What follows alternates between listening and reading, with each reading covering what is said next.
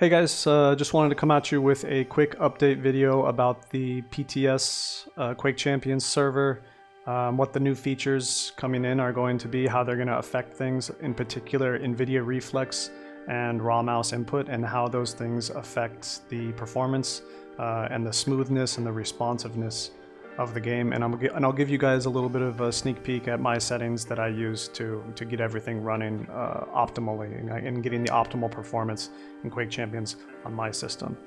So yeah, thanks for watching, and I hope you enjoy this video. So Nvidia Reflex has finally arrived in Quake Champions, and I gotta say, it's not a moment too late. So here I just want to give you guys a brief demo of the performance. So I've got the RT Riva Tuner statistical service. So I have the statistics graph here in the top left showing us the frame rate, the refresh period, and the frame time history overlay as seen by the line graph underneath. So here we have a pretty good idea. I'm playing here, and so far I have Nvidia Reflex disabled, just to give you guys a comparison. I'll enable it in a minute here. And looks like my frames, I max my frame rate at 250, and this gives me a, like a refresh period. Obviously this is not the only factor here. There's other things like input latency, like that is what Nvidia Reflex is supposed to reduce. But for the purposes of this video, we're just looking at the refresh period, the frame rate, and the frame time history. And you can see here without Nvidia Reflex enabled and my frame rate capped at 250, I hit a refresh period of about, it's bouncing between like 3.5 and 4 milliseconds on average here. And considering that this is like a self-made server with 8 bots in it, my frames are holding pretty stable at 250. Although, since I am using the in-game frame cap here, you'll notice that that the frames do flicker a lot between like 245 and 250, or 240 and 250, and it does a lot of this rapid flickering. So that tells you right off the bat that the frame time isn't too stable. It's not so consistent. So we're going to be looking at that, and of course now this is on the PTS, so I am using the raw mouse input to lower input lag, and I definitely feel a difference with the raw mouse input for sure. So that is really great for smoothing out the mouse inputs. Alright, so now I'm going to go ahead and enable Nvidia Reflex. And I'm not going to put on the boost just yet. I'm just going to use the enabled setting and see if I notice a difference here.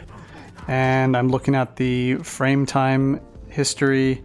I'm looking at the refresh period and my frame rate. And I don't see much of a difference here. It looks like the frame time history is a little smoother, but we're still seeing those FPS flickers between 245 and 250, and looks like no real difference really in the refresh period. The refresh period's still bouncing between 3.5 and 4 milliseconds. So not much of a difference. When I'm playing here, I don't feel much of a difference. You can see me running around, aiming, shooting, and I'm not feeling a whole much of I'm not feeling a very huge difference in aim, and also as we're seeing on the statistical server, there's not a whole lot of difference there either. However, this does not measure input latency. I just want to make that clear. I cannot measure input latency because there are so many factors that come into play where input latency is concerned. Input latency can come from Windows settings, it can come from software settings, it can come from hardware settings, it can come from so many places. Nvidia control panel is another one. So I just want to be very clear that this video is not meant to measure input latency. It is simply to measure the performance of Nvidia Reflex enabled and the enabled with boost in Quake Champions. Take that, bots. So just to give you guys an idea of my Nvidia control panel settings, these are some settings that I've been using for a while now. I get the lowest, I get the most optimal performance as far as graphical detail, FPS consistency, and lowest input latency using those settings. So you're welcome to use them if you want. Go ahead and go back in the video if you want to use them. But now I'm going to enable Nvidia Reflex with the boost, and let's see what kind of results we get here. So right off the bat, I mean, I'm looking at the frame rate that I'm getting, and although it is still flicking between 245 and 250, you'll notice that the flickering is not as rapid as it was, and that it's actually staying more locked at 250 more consistently than it was when I was using the enabled setting and when Nvidia Reflex was disabled. So that already is a positive. And it doesn't look like it is coming at the cost of a higher refresh period. So my frames are still capped at 250, and the refresh period is still holding steady at between 3.5 and 4 milliseconds. And if you look at my frame time history overlay, that line is a lot more stable. It is not as rocky. You don't see the hills and valleys and the bumps as much. It is a pretty solid flat line for the most part. So it looks like here that with my frames capped at 250 and Nvidia Reflex with the boost enabled, I can't speak for input latency, but my frame time is definitely more consistent, and it is more consistent at the frame cap of 250, and it is holding there pretty steady. So that is a pretty big performance boost, because if your frame rate is not constantly, if you max your frames at 240 or 250 or 144 and you're not holding a consistent frame rate at that frame rate limit, you're going to notice it. You're going to notice it especially when you're aiming like lightning gun and railgun, you're trying to track the opponent. You're going to notice it big time. So that's really great.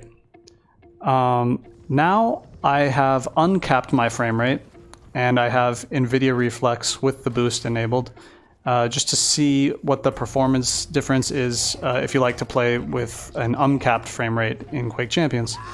And let's see, so it looks like the refresh period is lower, which makes sense, right? Because the more frames that you are producing, the more frames you're able to run at, the lower the refresh period is going to be.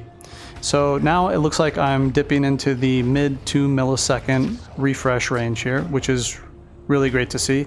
And I'm looking at the frame time history, and it is definitely not a solid line like it was when I had it capped at 250.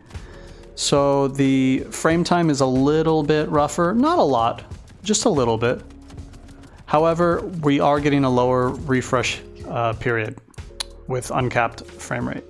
So that's a bonus. And I guess we're looking at the trade-off here, where if you want to play with uncapped frame rate and just go for the lowest possible input latency experience that you can possibly get in the game, Nvidia Reflex with the boost can help you out with that. Or if you want the smoothest gameplay possible and you're willing to sacrifice a millisecond or so of performance on the refresh period, you can get that also with the Nvidia Reflex. So those are two benefits. Whether you're playing with a capped frame rate or uncapped, it does appear that Nvidia Reflex is a benefit here. Although you do have to play with the enabled plus boost setting. As I said before, and as we saw, I didn't see a whole lot of difference just with the enabled setting. And here I am. You can see my graphics card settings here. I'm running a 1080 Ti ROG Strix, and I just want to show you because the Nvidia Reflex is gonna, with the boost setting, it is gonna push your graphics card a little harder. And I just want to show you the temperatures that I'm getting on my graphics card with Nvidia Reflex and the boost enabled. And it doesn't look like my graphics card temperature is getting too hot.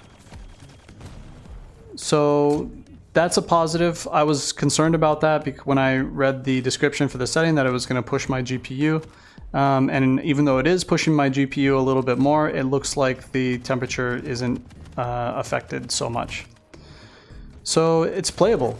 And like I said, you know, whether you play uncapped for the lowest possible input delay, or you play with a capped frame rate and you just want a smooth gameplay, Nvidia Reflex with the boost can help you out, and it doesn't look like it's going to kill your GPU.